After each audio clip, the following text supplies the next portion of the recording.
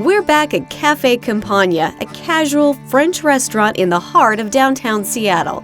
But it feels more like the heart of Paris. It's great to be having dinner in that ambiance, feel kind of tucked away in a Parisian cafe, but also just steps away from a really beautiful place in Seattle. When you see that it's a French cuisine, you think it's going to be really fancy and maybe really expensive, but it's very not pretentious, very unassuming, very reasonably priced, but yeah, the food's really good. The food is always fresh and seasonal. Owner and chef Daisley Gordon is always inspired by different crops, including one of his favorites, Washington asparagus. When the asparagus is ready, we put it on everything because we're so excited about it. What are we going to make today? We're going to make asparagus mimosa. And then we have another surprise that I'm going to wait to show you. And that has to do with asparagus as well? Yeah, asparagus as well. I think something a little unexpected.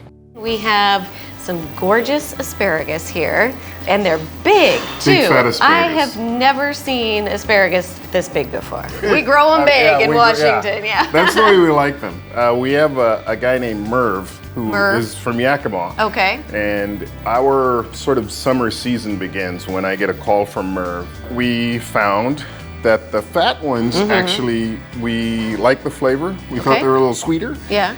And there's the idea that the thin asparagus are baby and are tender, and that's not actually the case. Okay. And so every year Merv makes an effort to bring us the biggest ones as possible. And so we enjoy doing things with them. Okay, so next time I'm at the grocery store, I'm gonna try to find the biggest ones and see how it goes. Okay, so what are we gonna make?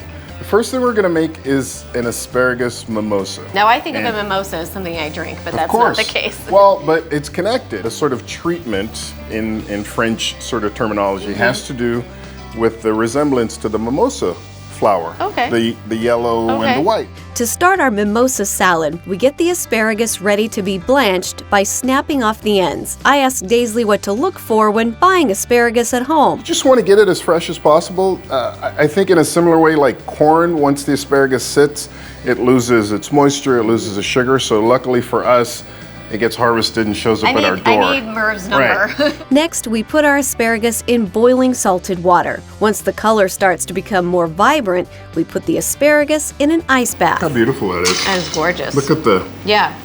It's almost like something they just completely come different. to life, right? Now it's time to make a verjus vinaigrette. We start with some shallots and add sugar and salt.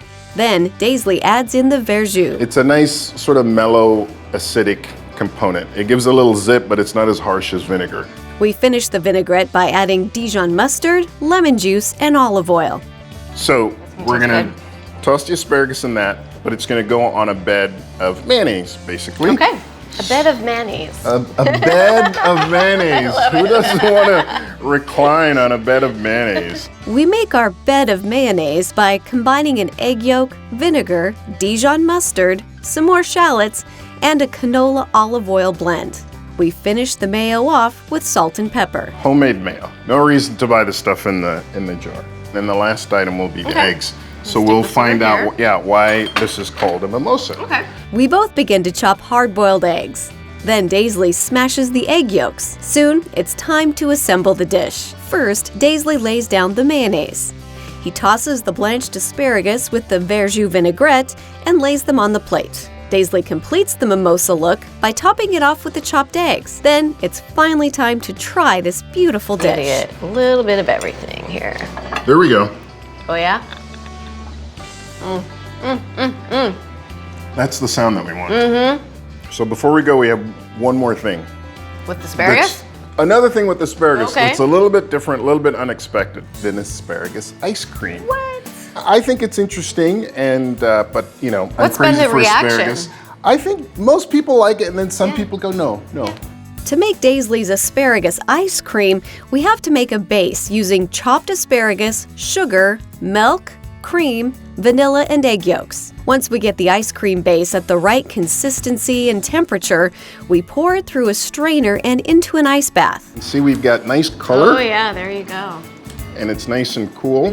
And then we're gonna cool it a little bit more, which will make it easier to put it through the ice cream maker. Once it's chilled and ready, we head to the ice cream machine.